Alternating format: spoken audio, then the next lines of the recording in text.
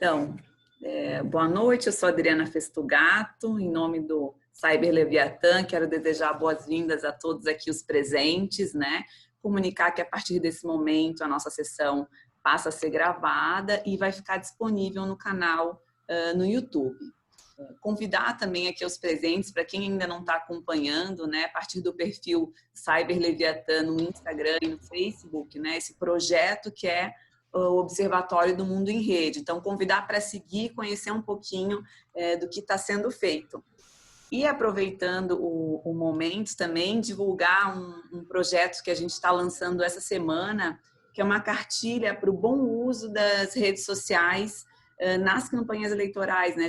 Justamente que a gente está nesse momento tão importante para a democracia, que é o processo eleitoral, que é o exercício da soberania. Então, se alguém conhecer candidato, advogado que está militando, enfim, está disponível esse material na bio do nosso perfil no Instagram. Então, passo a palavra ao professor Bolzan, né, que vai aí ciceronear o nosso ilustre convidado.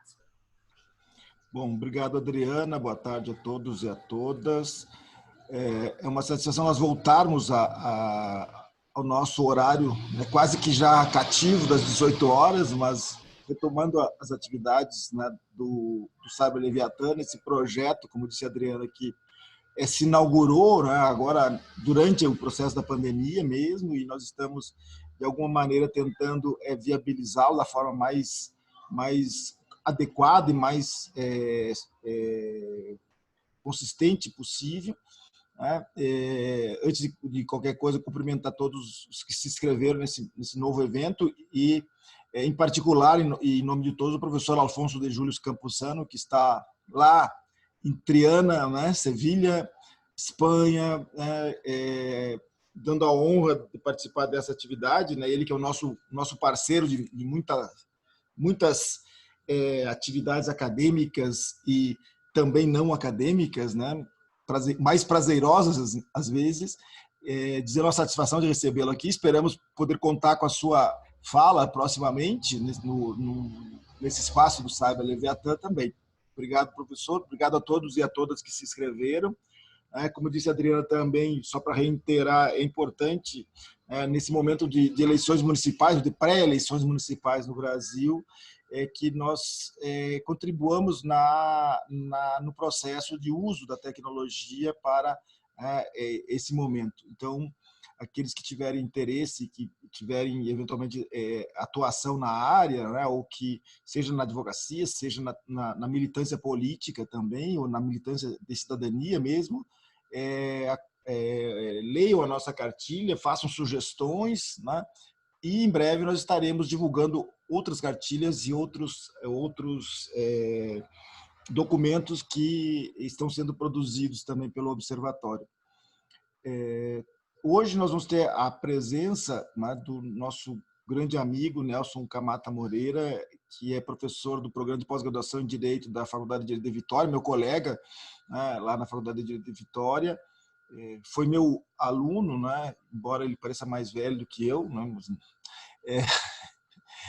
foi meu aluno no mestrado e doutorado à época da Unicinos, né, foi aluno do professor Campuzano, foi, na realidade, residente, né, em Sevilha, como pesquisador junto à Universidade de Sevilha, né, na parceria que nós temos lá na Rede de Pesquisa Estado e Constituição, né, com o professor Campuzano também. É hoje o presidente da Rede de Direito e Literatura do Brasil, está encaminhando aí já o novo congresso do CIDIL, né, que também a gente pode aqui anotar.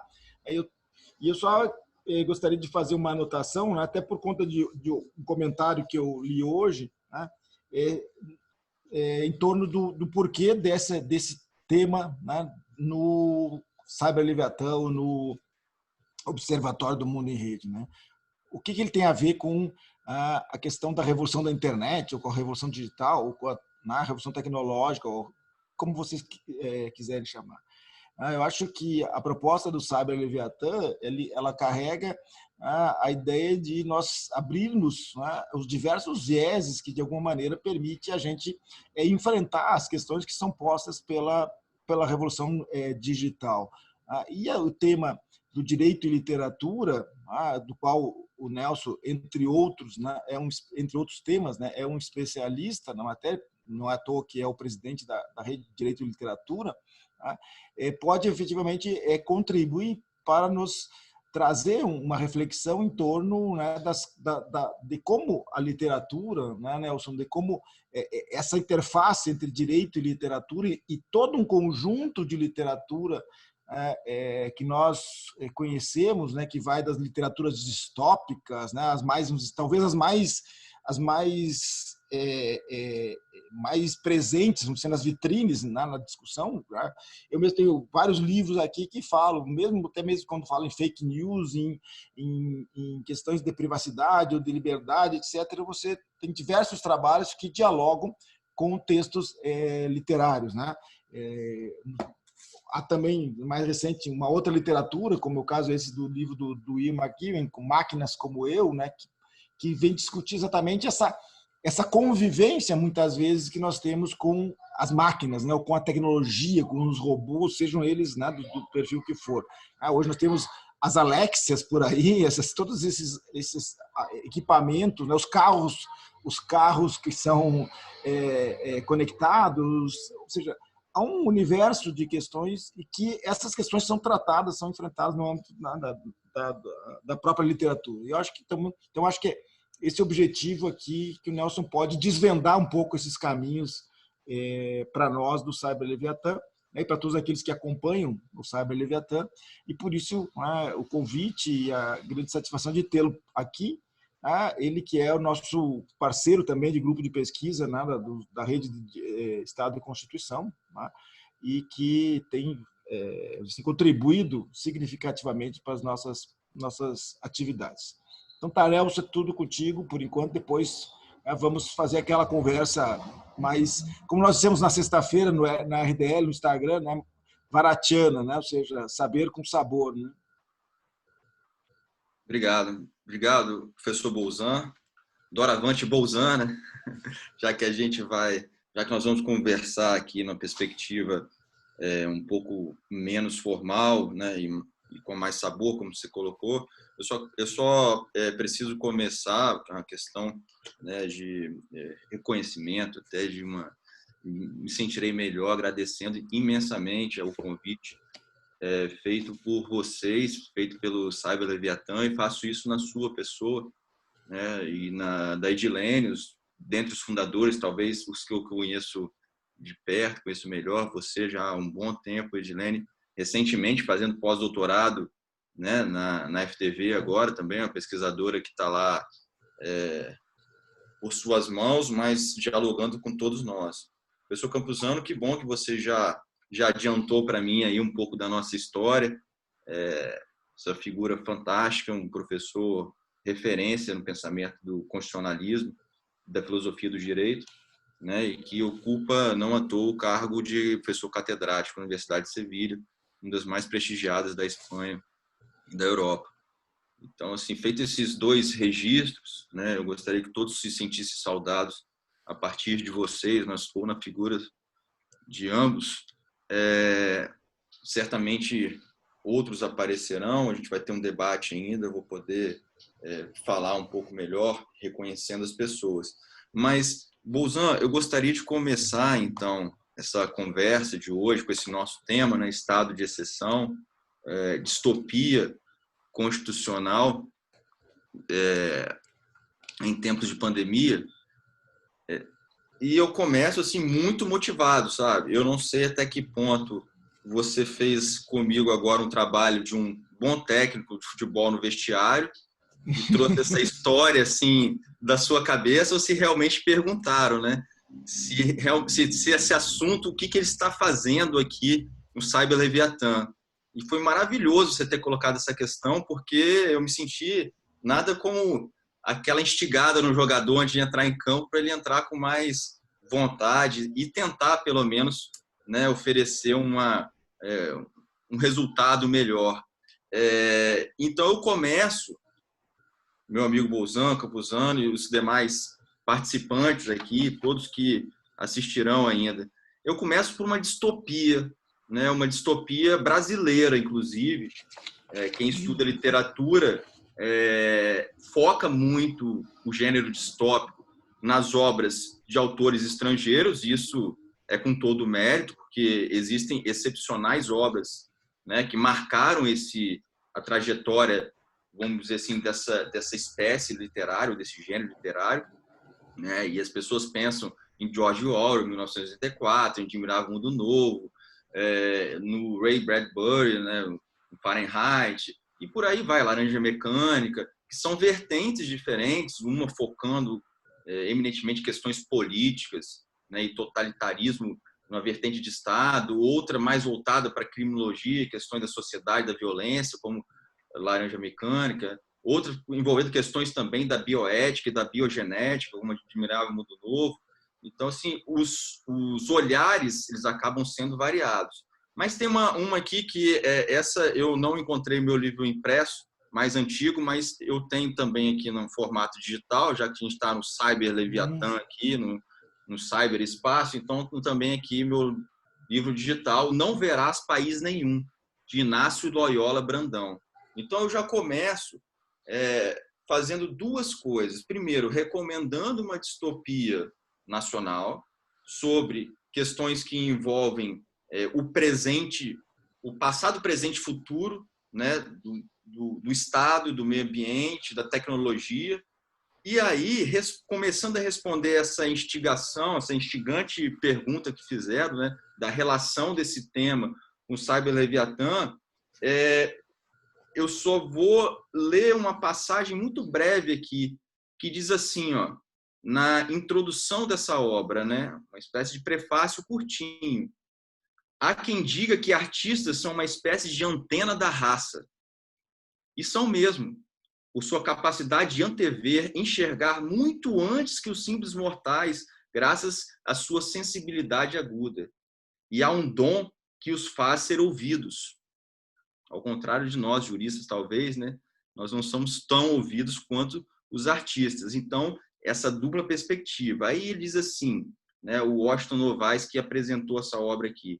Kofi Annan, secretário-geral da ONU, passou anos repetindo que hoje os problemas centrais da humanidade são mudança climática e padrões insustentáveis de produção e consumo, além da capacidade de reposição da biosfera terrestre. Ficou rouco de tanto falar. Poucos ouviram. A primeira edição desse livro aqui é de 1981. Ele vai agora para a 27ª edição. As pessoas leem, sabem que o autor está falando há um quarto de século das mesmas coisas que o secretário-geral da ONU viria a tratar muitos anos depois. Mas em 1981, só meia dúzia de cientistas tratavam das ameaças que se desenhavam. E neste livro, daquele ano, volta e meia o leitor tem de dizer a si mesmo, é ficção, para não ser engolido, sufocado pelas realidades de hoje e pelas alegorias que povoam as páginas. Então, eu começo a responder essa provocação e eu acho muito, muito boa mesmo, porque seria um tanto quanto, para nós do direito, óbvio, né, Bolzan, se eu sugerisse um tema, constitucionalismo e tecnologia. Você vai discutir comunicação, direitos fundamentais, privacidade, dentre outros temas, né, que envolvem ali a presença da Constituição, a autoridade do Estado, a liberdade do indivíduo, né? Agora, quando você enfia, né, quando você perpassa a literatura, qual é o objetivo disso? Em primeiro lugar, a literatura não tem uma resposta técnica, muito menos dogmática. E nós, no direito, somos ansiosos pela dogmática jurídica, o que disse o tribunal, afinal, né? E a legislação vai sair ou não vai?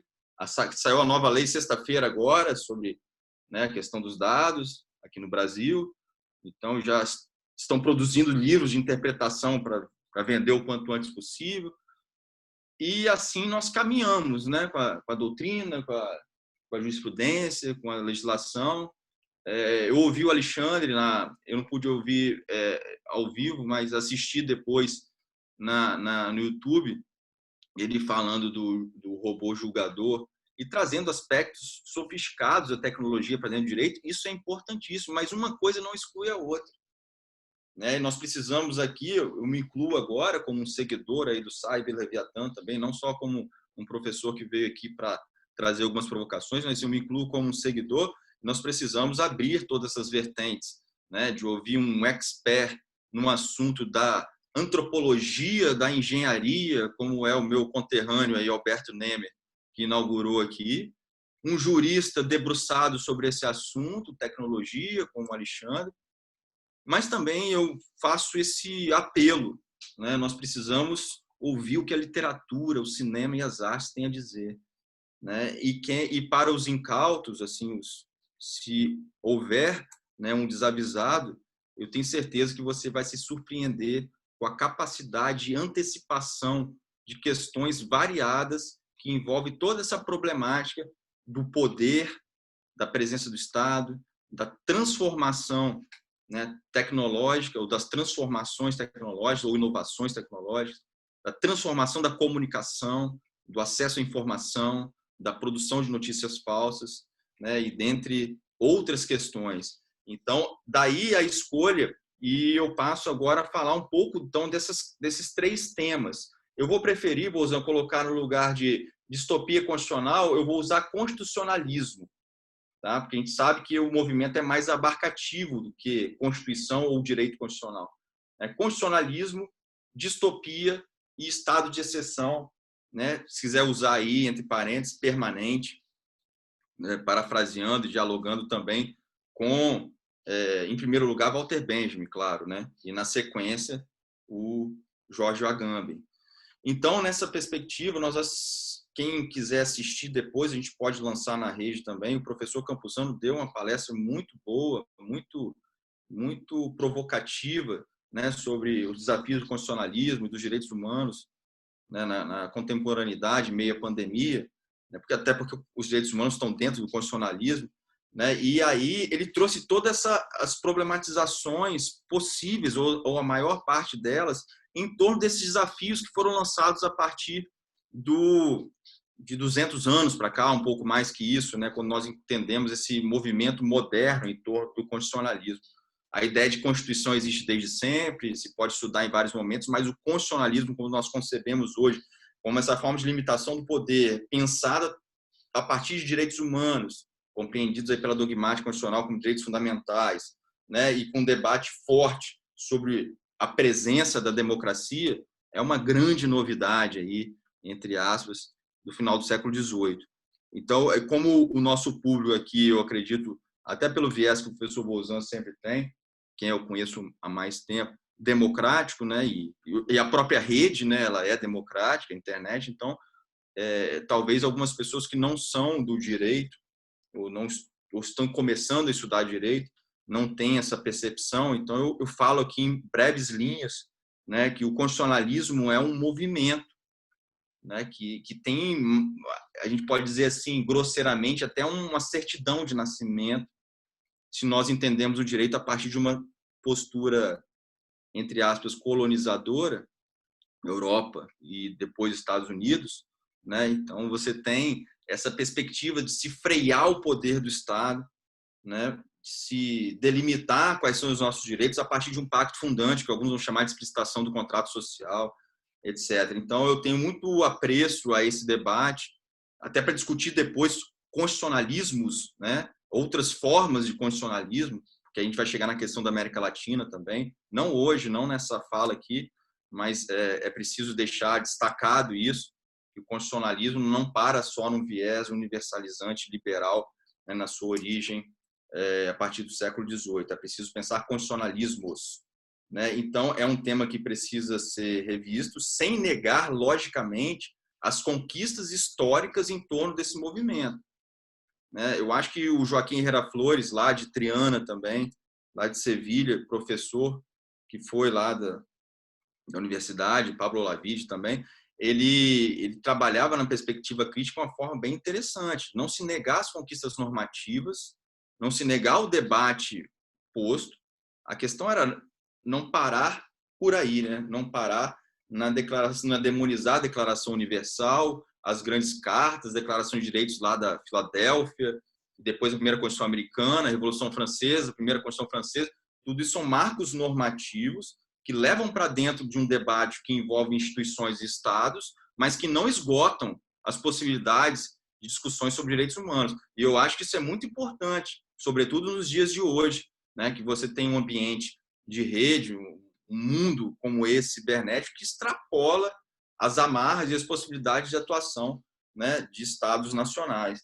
Basta ver o próprio exemplo das eleições no Brasil, que, né, Bozan, a Justiça Eleitoral falou: nós não conseguimos controlar a eleição passada, não tem como frear, não tem como antecipar, vamos tentar dar uma resposta aqui, outra lá, são muitas reclamações, são muitas propagações, e essas ondas vão e não dá para trazer de volta, né? Enfim, então essa capacidade de reação e de atuação do Estado também se vê questionada nesse modelo do constitucionalismo.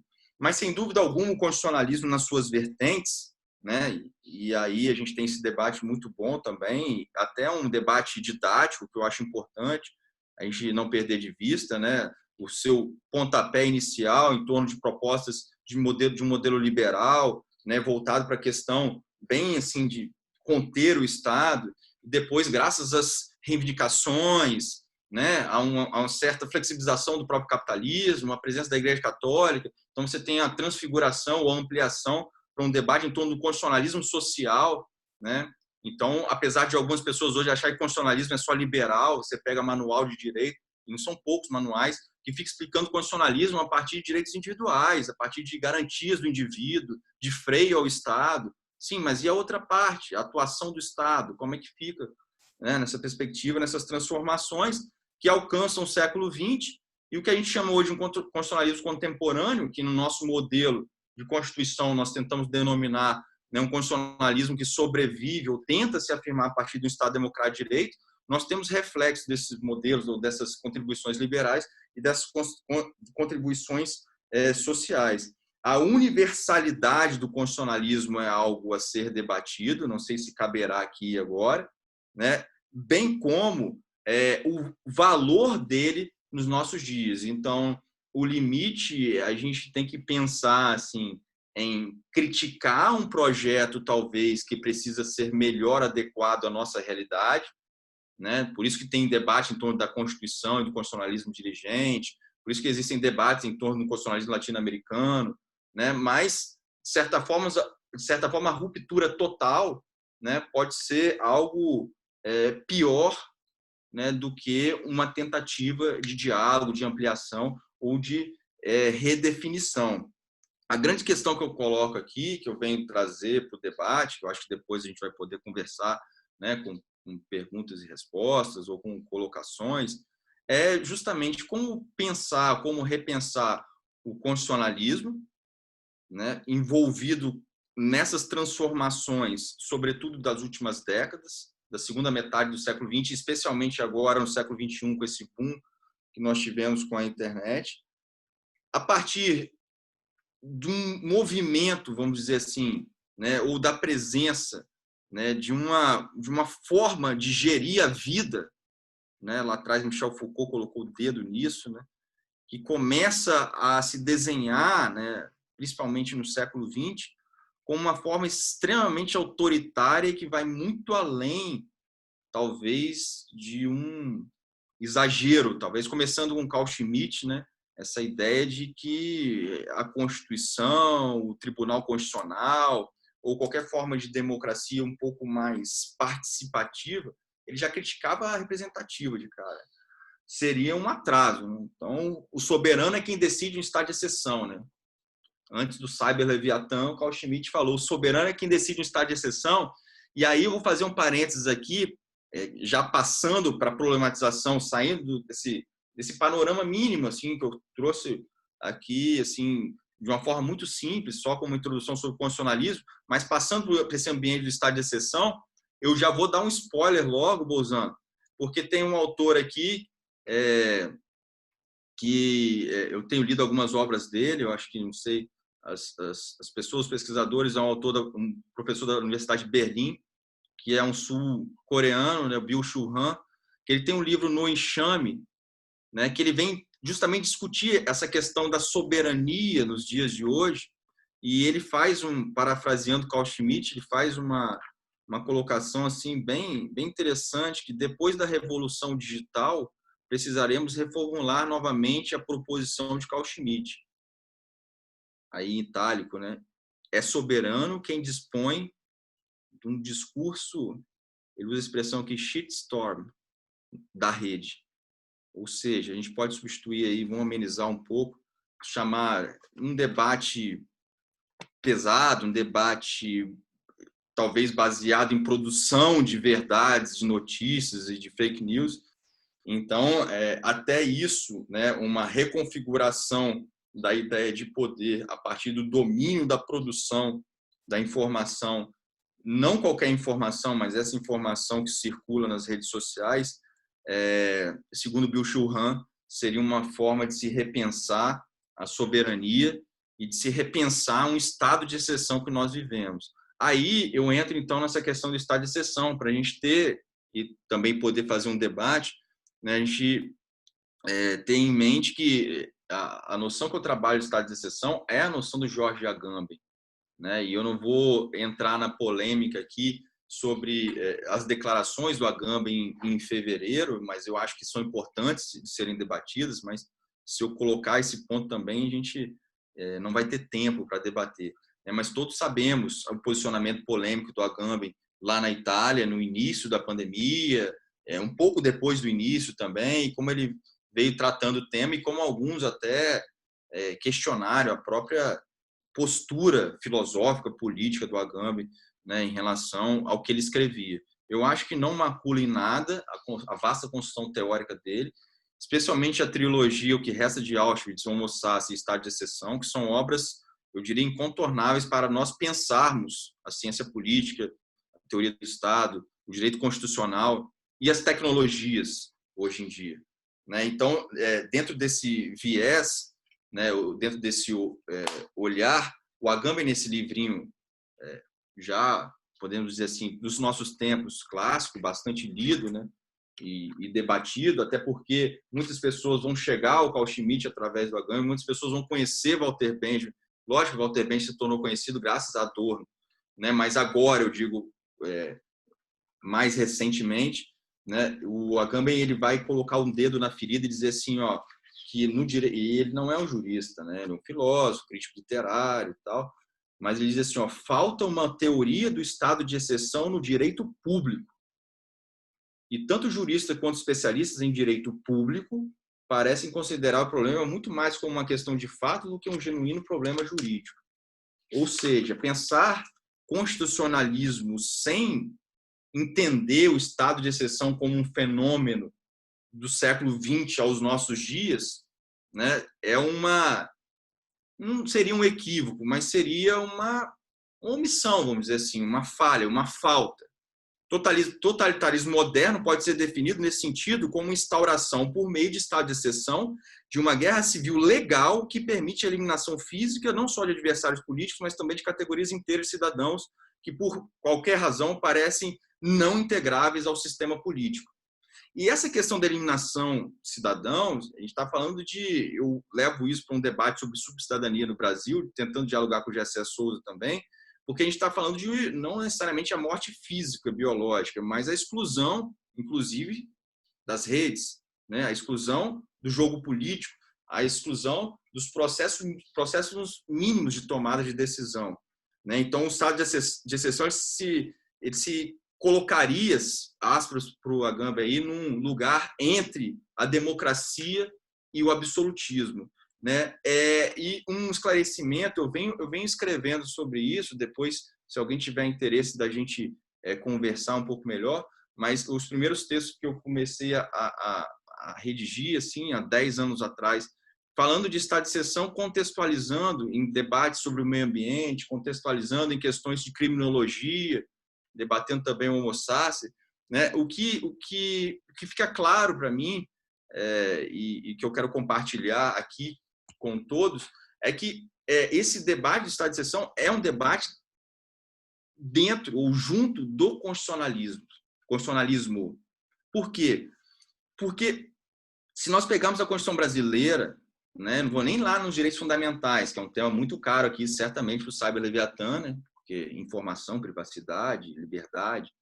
Mas se nós pegarmos o projeto apresentado no constitucionalismo brasileiro via construção do Estado Democrático de Direito, no artigo 1º, estou sendo bem dogmático aqui, nós vamos ver que, apesar de uma série de propostas, de regras, de força normativa, de aplicabilidade imediata, de um monte de questão que os direitos fundamentais extrapolam o artigo 5º e tem ali objetivos do Estado brasileiro, você vê assim, totalmente suspensas. Se nós pegarmos os princípios que regem o Brasil hoje no âmbito internacional, eles estão suspensos. Eles estão valendo, mas eles não estão valendo. Então, essa questão de haver a norma, de haver instituição, mas ainda assim, essas normas e as próprias instituições, ou seja, órgãos do Estado, reiteradamente se comportarem de uma forma completamente oposta àquilo que é proposto por um Estado de lei, é o que a Agamben vai trabalhar, trazendo com Jacques Derrida a ideia de força de lei, né? E aí ele faz aquele tracinho assim, né? Força de lei sem lei. Então, há lei, não há lei. O direito não foi suspenso, ele está valendo, mas ele não está valendo. Eu fiz um debate sobre isso num artigo que eu escrevi, Bolsano, eu até separei aqui, porque eu estava tentando rever coisas que eu tinha escrito nesse Estado e Constituição que você organizou, talvez seja o 2º ou o 3º. Naquela época me angustiava muito o debate jurídico mesmo em torno da construção de Belo Monte. Então, a gente pode usar isso até analogicamente um debate jurídico em torno de dados. Então, como que certas questões valiam, mas não valiam? Como que o argumento do mercado entrava em jogo assim, desconstruía qualquer outro argumento. E muitas vezes o próprio julgador colocava na decisão dele que aquilo ali iria afetar o desenvolvimento, o discurso de progresso sempre presente, acompanhando o discurso de tecnologia. Tecnologia, ordem, progresso, tecnologia, o direito a serviço do progresso. Então, essa questão, vamos dizer assim, esse ponto da exceção permanente, que convive com o direito, a gente tem que dar os méritos aqui, porque é um autor muito caro para mim, a Walter Benjamin, porque na tese 8 sobre o conceito de história, ele foi o sujeito que, com 10 linhas, escreveu o que alguns não conseguiram com um tratado, de ciência política, de teoria do Estado, de filosofia constitucional. Como que a exceção vira regra em termos de totalitarismo. Ou seja, como a propensão a dominar a vida para além dos limites impostos minimamente no constitucionalismo, ela está sempre ali presente, ela está sempre ali batendo a porta. Então, assim, a questão do estado de exceção, eu confesso aqui que é uma questão, para mim, primordial no debate. Concordo com o Jorge Agamben na primeira página do livro dele, no debate do direito público, e para a nossa área, para a minha área aqui, que é o direito constitucional, o constitucionalismo, a filosofia constitucional, é um ponto que não é uma repetição, é uma constante revisitação para você tentar, se possível, atualizar, juntar, ressignificar, mas como se poderia debater um estado de exceção permanente? O Bolzan faz isso, ele tem texto sobre isso, com tecnologia, com as novas tecnologias. E aí vem, talvez, eu passo para o 3º ponto, vocês percebam que eu estou contextualizando a fala aqui a partir das expressões que estão no título dela. Constitucionalismo, estado de exceção, e agora vem a literatura distópica. Então, o que se pretende com a literatura distópica? Para quem foi aluno do Vará como Bolzan, quem já leu, ou quem acompanha a importância de se pensar o direito para além das amarras, não se assusta em nada ao se deparar com um texto, com uma fala, com um parecer que vai ali beber na literatura ou nas artes. Eu faço um parênteses aqui para mostrar um livro aqui. Bolzan, você participou do evento como presidente de painel, e as pessoas que palestraram, que levaram o texto, nem todos conseguiram a tempo, a gente tinha um prazo por causa do uso da verba da CAPES e tudo mais, mas foi um evento da rede que o Bolzan anunciou aqui, da rede da RDL, Rede de Direito e Literatura, que nós fizemos na FDV no ano passado, que foi o 8º CIDIL, e o tema do encontro foi Direito e Literatura Distópica. Aqui o leitor vai encontrar, né, falas, não exatamente como essa que eu estou trazendo, mas parecidas no sentido do enfrentamento do tema, direito constitucional, constitucionalismo, mas também outros tópicos aqui, né, como eu faço até uma homenagem aqui, Bolzano, que fique registrada, porque esse livro é dedicado ao Tiago. E tem um texto aqui que eu pedi para ele falar, e falando agora de literatura distópica, eu falei assim, cara, você é um baita pesquisador da criminologia.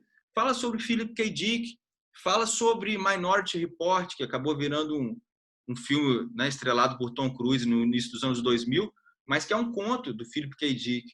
Né? E, dentre outros textos, tem aqui uma passagem muito boa sobre controle penal e o discurso da segurança pública a partir dessa reflexão na literatura distópica, né? Relatórios minoritários, Minority Report. Então, assim, esse livro aqui é um livro que eu sempre, há muito tempo eu queria fazer, eu almejava, desejava fazer meu, mas que bom que não foi só meu, eu só apenas organizei, tem apenas um texto meu e mais outros 14 autores, 13 autores. Então, quem quiser mergulhar ainda mais nesse debate aqui, a partir dessa interseção direta entre não literatura em aberto, literatura distópica e direito, fica o convite aqui. E aí, meu caro amigo Bolzano, meus caros diletos pesquisadores e quem mais estiver nos assistindo, falei de Inácio Loyola Brandão, apenas para citar como uma referência de distopia no Brasil, que discute temas, dentre outros, tecnologia na veia, mas eu queria falar desse autor também, que eu citei agora, que é o Philip K. Dick, porque, além dele ser um gênio da literatura distópica, ele iluminou o cinema também. Então, é daquele autor que escreve livros e contos que os diretores correm para ler e para tentar transformar em filme. E um dos filmes mais belos do cinema, talvez, ou do gênero ficção científica, né, que é Blade Runner, o Caçador de Androides, é 100% inspirado num livro dele chamado Androides Sonham com Ovelhas Elétricas. E o enredo do livro, do conto, que é mais amplo, como sempre, que o filme, né, o texto é esse aqui, ó. Na versão brasileira, na tradução brasileira, a Aleph lançou muitos, ou talvez quase todos os textos do Philip K. Dick. E Android Sonho com Ovelhas Elétricas é um deles. Então, num mundo distópico, o que é distopia? Não é meramente o oposto da utopia. Né? Distopia tem alguns significados que nos levam a colocá-la, né, do outro lado, né, diferente da utopia. Mas resumir distopia como o oposto, né, o antônimo, o antagonismo da utopia, seria muito reducionismo. Então, assim, nesse mundo distópico, de uma crítica literária à tecnologia, você tem o mercado dominando as pesquisas e, em geral, né, em comunicação, enfim, o Estado nem aparece, basicamente, no contexto. A grande corporação que faz os androides, aí o Alexandre falando, ensinando o robô a julgar, os androides do Philip K. Dick, que ele escreveu nos anos 60, que virou Blade Runner, Caçador de Androides, em 82, já eram androides perfeitos, inclusive com tecido sintético, né? Não eram aquelas máquinas como o Exterminador do Futuro, que você rasga o cara, tem aquele monte de circuito, não, eram órgãos, pele, carne, ossos. Só que tem algumas questões envolvendo aí um debate sempre tem que existir, que é a ética em torno da tecnologia, né, que vem questionar uma série de questões, e esse requestionamento passa pelos próprios androides, quando eles descobrem que eles têm prazo de validade, né, que a vida para eles, uns vão viver 4 anos, outros 5 anos. Então, além de uma metáfora à vida, um debate o que é a vida, quanto tempo temos de vida e tudo mais, tem muitas discussões e provocações ali, e seguindo a minha humilde resposta que eu dei, qual a relação disso tudo, muitas provocações no âmbito da tecnologia, inclusive as consequências virtuais, né, e as consequências físicas. né, no mundo mesmo, na natureza, sempre um ambiente apocalíptico, né, de uma terra já bem decadente, geralmente após uma guerra, né? O enredo de Blade Runner ou de Android Sonho com Ovelhas Elétricas não é diferente disso, né? O pós-guerra, o perda de controle sobre as máquinas, e as máquinas ditando o ritmo do mundo. E a grande questão, essa parte eu acho linda, Bolzan e grupo aí, que é assim, o Deckard, que é no filme é o personagem do Harrison Ford, né? Mas no livro é o caçador de androides. O início do filme é uma descrição da depressão dele, porque ele tem até vergonha, porque ele tem uma ovelha elétrica em casa. E o vizinho dele tem um cavalo de verdade. Num mundo em que o grande luxo era ter seres vivos de verdade, ter animais, enfim, ter a natureza perto, porque baratinho você pode comprar um monte de coisa que a tecnologia oferece aos montes e produzido em grande escala. Mas ter um animal vira um luxo numa terra, né, em que o homem já chegou até em outros planetas. Exagero isso? Convido a qualquer um a sempre voltar em todos esses textos, né? Quando eu leio, por exemplo, em 1984, o Gabinete do Ódio, eu falo, não, peraí, 1984, o título do livro foi escrito na década de 40, isso mesmo, estou perdido no tempo agora. Então, eu acho que só esse olhar diante da realidade que muitas vezes nos sufoca, e a ficção, né? Você estava falando sobre isso, Bolsonaro, na sexta-feira, da realidade à ficção, da ficção à realidade. A ficção nos leva e nos mostra, às vezes, de uma forma que nós já estávamos culturalmente até cegos, né? Tem a questão de uma cegueira cultural, né? Um véu que não é o véu do Rawls, é um véu mesmo de um mundo que caminha a passos um pessimista largos, né? De desumanização ou de inumanização. Então, assim, a distopia é o lugar da crítica, porque ela é o lugar da provocação. Eu até eu estou produzindo um texto, né, e eu peço desculpas, não é um texto pronto e acabado, né, ele está em fase de construção, porque eu reiniciei uma pegada mais teórica. Depois de ter trabalhado questões com literatura e com estado de exceção mais, entre aspas, no dia chamaria de prática, mais pontuais, né, contextualizando, eu acho que a gente precisa discutir também esses marcos teóricos, Bolzan, fica a minha provocação aí, em torno dessas pesquisas muito interessantes que o Cyber Leviathan se encarrega de ser um lugar, vamos dizer assim, privilegiado para difundir, né? Então, assim, o uso da distopia, e aí uma resposta já, se alguém pensou em perguntar, ou se já perguntou, eu não acompanhei ainda no chat, mas assim, por que a distopia e não outro gênero literário? Porque a distopia é o gênero literário que mais se aproxima do debate sobre o estado de exceção, porque distopia é o gênero literário por excelência que nos leva ao questionamento, ao requestionamento, à crítica, e porque distopia, para tratar de temas que nós desconhecemos, né? Nada é completamente desconhecido, mas assim, os avanços tecnológicos e onde isso vai dar ainda é uma grande interrogação. Então, talvez, se nós respeitarmos a genialidade presente na literatura, nós poderemos colher contributos, reflexões, né, dicas para análise que muitas vezes a interpretação da lei não vai trazer, a dogmática jurídica não vai trazer, enfim, outras áreas do conhecimento também não nos trarão, né? Então, eu não sei como é que está essa questão do tempo, acho que eu já falei aí quantos minutos é? Uns 40, mais ou menos, 35, então, mas está ótimo. Eu vou encerrar meio que deixando uma conclusão assim, mais em aberto, né?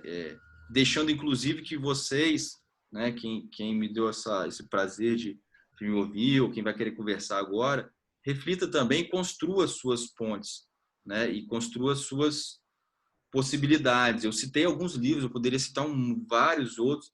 Eu tenho um texto que eu vou, de repente, quando alguém estiver falando, eu até compartilho aqui no chat, que ele está naquela revista, numa boa revista, Qualis A1, lá do IMED, de Passo Fundo.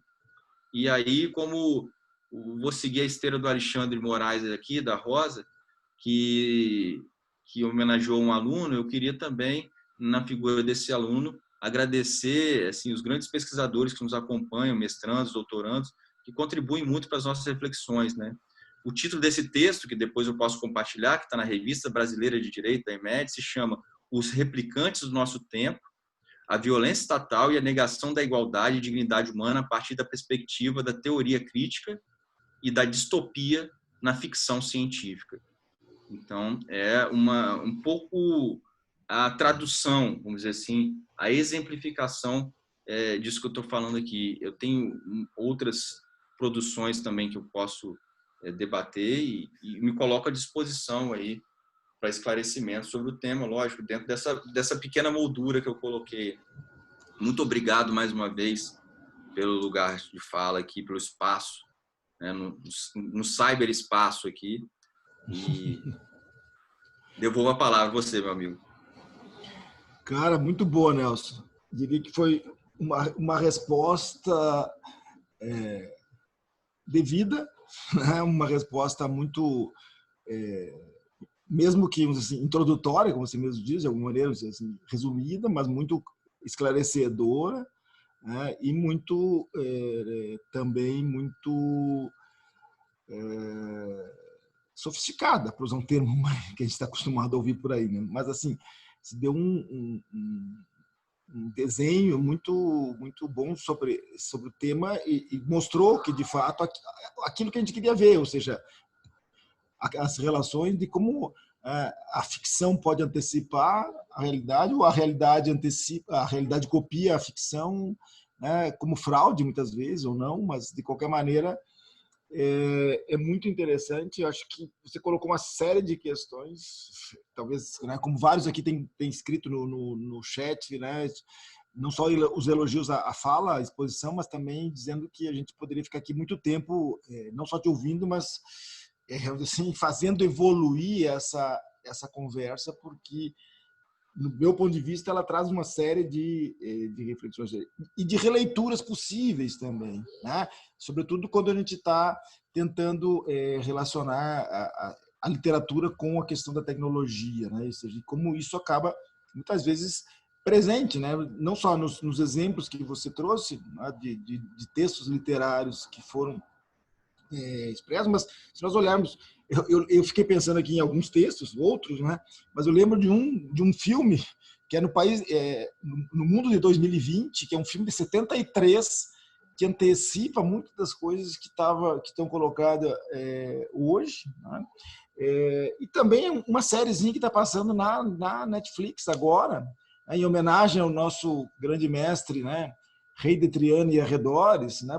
Dom Alfonso de Triana, que em espanhol é La Valla, né? E aqui na Netflix no Brasil está A Muralha, né? Que está entrando, acho que 2 capítulos apenas, que é uma história distópica na Nova Espanha, né? Que se passa em Madrid, numa nova Madrid, aí que uma pós-crise, não só uma pós-crise de uma guerra mundial, de uma pandemia, né? Se vê submetida a um governo totalitário, a uma estrutura de governo totalitária, né?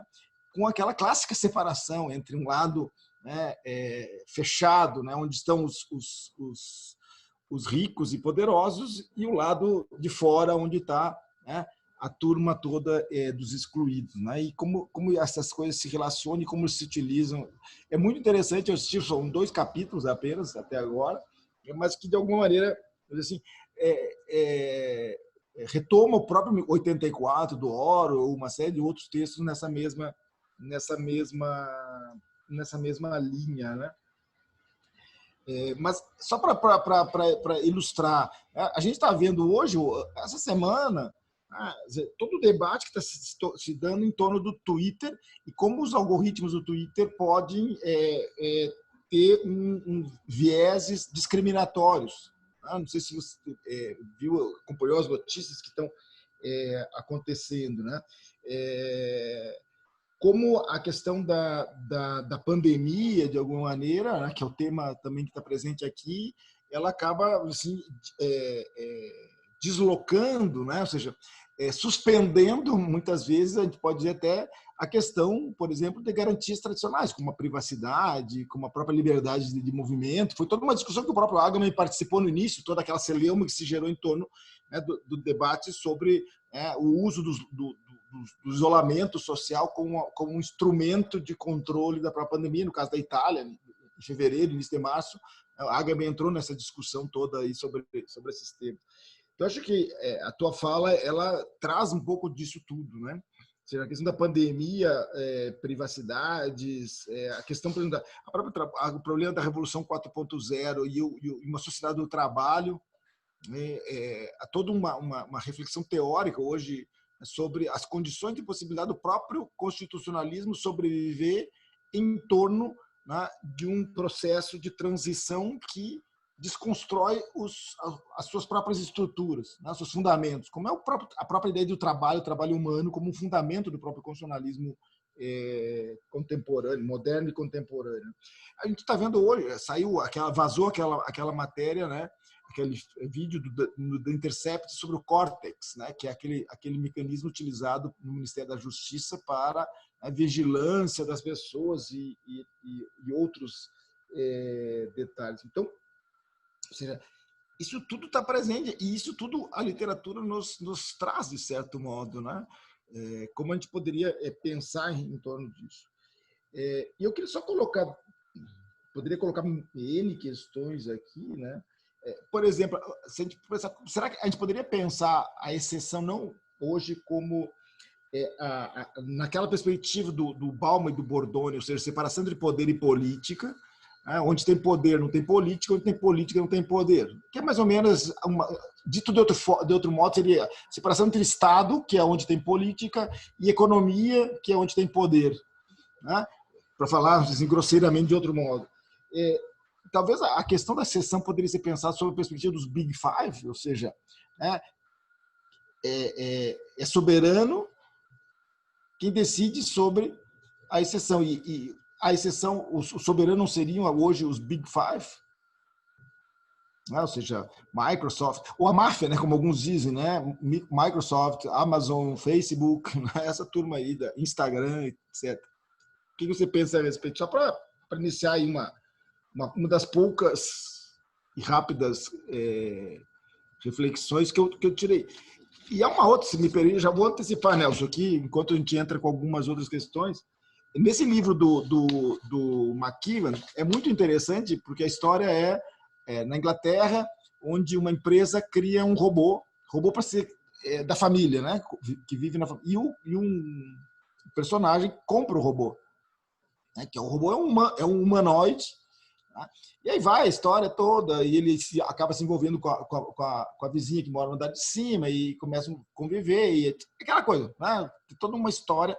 E o robô esse vai adquirindo capacidades, vamos dizer assim, né? E vai conhecendo a vida deles, vai ajudando eles, inclusive, etc, etc. No final da história, vou dar um spoiler, e o final, que é talvez o grande problema, diferente da literatura distópica tradicional, mas é saber o seguinte: o robô acaba entregando eles para a polícia, para a Receita Federal, né?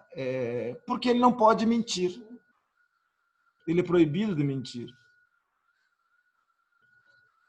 Então, eu acho que essa é uma questão interessante, né? E aí ele tem uma fala que ele diz o seguinte, né, no texto, né? O inventor desse robô diz assim, lá no finalzinho, que o cara acaba matando o robô, destruindo o robô. E ele diz: o senhor não estava simplesmente destruindo seu próprio brinquedo como uma criança mimada, não apenas ignorou um importante argumento em favor do império das leis. Ou seja, o robô não poder mentir significava, de fato, o Estado de Direito, o império da lei. Porque o robô foi lá e entregou eles para a Receita Federal, etc. Tentou destruir uma vida. Ele possuía todos os sentidos, tinha um eu. Como isso é produzido? neurônios úmidos, microprocessadores, redes de DNA, não importa. O senhor acha que somente nós temos esse dom especial? Isso é um pouco as páginas finais do livro, né? Isso aí, isso são coisas que estão colocadas hoje. Né? Te devolvo aí, que tu é o nosso...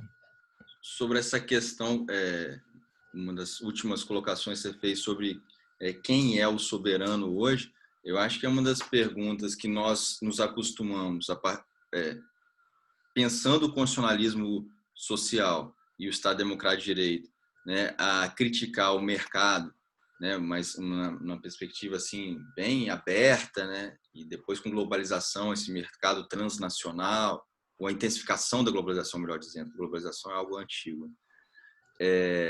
Quando a gente agora consegue talvez segmentar ainda mais, né, você colocou quem domina dados, né, quem comercializa dados, né, a grande moeda hoje de valorização e de proteção, vamos dizer assim, é justamente essa questão: onde estão os dados, quem os detém e pode fazer o que com eles, né? O que antes era, você sabe muito bem disso, mas acho que vale a pena compartilhar, principalmente com os mais novos, que antes era um domínio de um arquivo físico até, que o Estado conseguia, né? Por isso que o Big Brother é uma figura estatal, né? Um negócio bem pesado, que usa tecnologia, logicamente, a teletela e tudo mais, mas não tem essa, vamos dizer assim, essa dimensão, né, que nós alcançamos hoje. Eu acho que assim, o que é duas perguntas muito importantes, né, até para discutir a tecnologia com o direito, com o poder, né, então, o que é o Estado, como se configura afinal o estado de exceção hoje, porque é uma luta também minha, Bolsonaro, acho que é sua, que já escreveu sobre o assunto, assim, não é sair falando que tudo é estado de exceção, né? O sujeito ali foi excluído, isso é um estado de exceção. Não, o estado de exceção é uma construção, você usou a palavra sofisticada aí, mas é uma construção complexa e é algo que você consegue identificar assim, de uma maneira, né, permanente. Logicamente, não são os estados previstos formalmente na Constituição, senão não seria esse estado de exceção da crítica.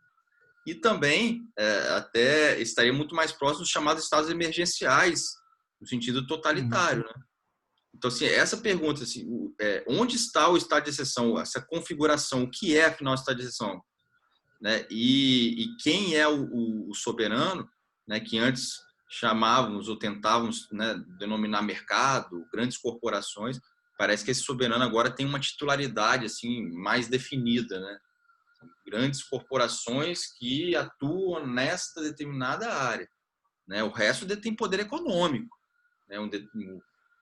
O capital, né? Vamos dizer assim, mas esse capital de dados que a tecnologia se encarregou de fazer uma revolução, uma reviravolta, realmente é o nosso desafio. Eu lembro que na apresentação, aqui prestigiando o Cyber Leviatã, na apresentação do Alexandre Moraes da Rosa, acho que foi o Alisson, falando que conhecia, que ele trabalhava com a questão da tecnologia, que nós, no direito, né, somos até um pouco arredios, assim, e eu concordo com isso tudo, mas a questão que eu trago aqui, acrescentando essa necessidade de nós mergulharmos nesses termos, nesse conhecimento da tecnologia, sem necessariamente ser um expert, mas também para não ser um outsider, né, um ignorante, não pode abandonar o debate ético, a questão que vem com uma crítica, repito, anterior, né? A minha resposta, assim, agora a versão resumida, né? Então, como a gente tinha lá nos anos 90, todos os manuais, todos os cursos tinham o resumão. Então, o resumo da resposta por que a literatura, repito, porque ela chega antes. Porque, assim como a filosofia, as questões são colocadas antes. Né? Assim, se você assiste Blade Runner, você fala, mas o cara já está colocando aqui chuva ácida, todas essas questões que a gente está acompanhando hoje, né, como um preço que a China paga, né, por um desenvolvimento a qualquer custo sem respeitar o meio ambiente, já é um cenário assim meio, né, desses filmes que nós assistimos que foram produzidos há tanto tempo, ou obras literárias. A expressão distopia ela foi cunhada a partir do século XVIII. Né? A Mary Shelley, que escreveu Frankenstein, lá já vinha, ela estava fazendo meio que intuitivamente, né? O gênero foi se desenhando ao longo do século XX, mas são os primórdios, né, que a gente já vê essa crítica. Sobretudo, o que eu coloco aqui é um autor que a gente também fez, em breve, eu acho que a gente pode até fazer uma interseção entre redes aí. A rede que nós fundamos aqui a partir de Vitória, mas já tem pessoas de outro lugar, que é a REB, a Rede de Estudos Benjaminianos. Tem um ponto no Walter Benjamin, né, que era o judeu berlinense lá, que é fundamental para discutir tecnologia, que é o debate sobre o progresso. Né? Sobre todo monumento de progresso é um monumento de barbárie. Então, toda ode ao maravilhoso desenvolvimento tecnológico é uma ode à barbárie também. Então, assim, fica uma outra provocação. Nunca se esqueçam desse binômio, né? Desenvolvimento-barbárie ou progresso-barbárie. Enquanto nós enaltecemos exemplos básicos, né, rápidos, enquanto nós enaltecemos o novo aparelho novo, né, o lançamento do smartphone, do ponto de vista dos direitos humanos, do constitucionalismo, quem fez, quanto custou a mão de obra de certos componentes, aquele debate, né, que vem junto com o mercado, mas que a tecnologia também, enquanto alguns se vangloriam da potência de uma comunicação 5G, 6G, sei lá, tem gente que não existe. Né? Então, assim, acho que os debates sobre o constitucionalismo, eu queria até ter falado isso, vou falar agora. As questões que eu trago não tem nenhuma nova. Nenhuma nova. O Campuzano falou isso sexta-feira, eu achei muito legal. Né? São todas revisitadas por um período tecnológico pandêmico, vamos dizer assim. Um período de grandes avanços absurdos na comunicação e nessa fase agora de pandemia. Mas as questões que envolvem a crise do poder, que envolvem a legitimidade dos direitos fundamentais, que envolvem a dificuldade de efetivação desses direitos, a configuração do Estado, o nosso pacto federativo, falando de Brasil, né, a crise entre poderes, são temas que estão aí. Né? Por isso ler os clássicos, né? E na literatura não é diferente, né? Então o cara, eu coloquei isso para um aluno meu, falei, pô, legal, eu tô assistindo também o Black Mirror, né? Quando estava na moda, eu fui lá ver o que é Black Mirror. Eu falei assim, ó, tudo bem, mas se você quer ver um monte de coisa que está posta antes, eu te indico filmes e livros. De onde que saiu essa visão de que a sociedade vai ser medida por likes? Tem uma crítica anterior, né? Que coloca também esse debate. Eu não sei se a gente... Eu não consegui olhar aqui, vou usando no chat, se alguém fez alguma pergunta, eu não... Acho legal prestigiar também. Né? Acho que vou devolver aqui a palavra para nossa anfitriã, Adriana, e aí acho que pode ser que... Eu também não sei, eu tentei acompanhar um pouco, mas não sei se eu me perdi eventualmente em alguma passagem aqui, que eu estava focado na tua fala também. E agora, aproveitando, acho que essa discussão sobre... Talvez esse seja um diferencial do Cyber Leviatã em relação a outros grupos que trabalham com tecnologia, que estão focados muito mais ou numa perspectiva dogmática, estrito senso, positivista, legalista, etc., ou numa perspectiva um pouco mais, até mesmo reflexiva, mas muito mais, vamos dizer assim, técnica, de certo modo. Talvez um dos viés que o Cyber Leviatã vai ter para contribuir, de fato, é nessa perspectiva mais reflexiva, ou seja, sobre os fundamentos mesmo, né, dessa questão tecnológica e sobre como isso, de alguma forma, né, vem já expresso, né, numa base filosófica de longa data, né? Uhum. Então, acho que e a necessidade de retomar muitos autores, né? Benjamin é um dos caras que está na mira. Até temos que depois conversar a respeito disso para ver quem vamos chamar para essa fala. Fala, Adriana.